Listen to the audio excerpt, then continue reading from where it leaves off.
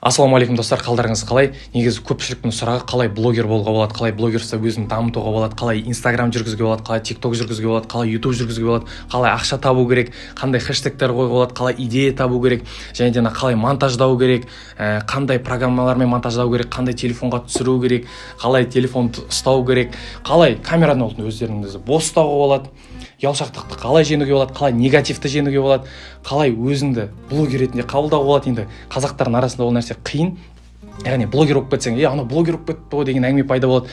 Бұрын қазақ блогерствосы неге дамымады? Өйткені өздерінің ұялшақтығын жеңе алмады да, анау не дейді, мынау не дейді деген сияқты. Қазір мына блогерствоны көтеріп жатқан адамдар, олардың өздерінің іштегі ұят деген нәрсесін шығарып, яғни ұят деген жақсы мағынада өз-өзінің қабылдау арқылы мықты блогер болды. Бірақ оларға да қаншама жылдар кетті да. Осы курста біз көптеген сұрақтарға жауап бердік.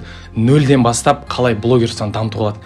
Прям 0 деген аккаунтыңыз 0 Инстаграмды қазірден бастап ашып, қалай блогерство жағын дамытуға болады. Просто көбі системасын білмейді да, қалай Инстаграм қалай жүргізеді, қалай TikTok жүргізеді, қалай YouTube жүргізеді.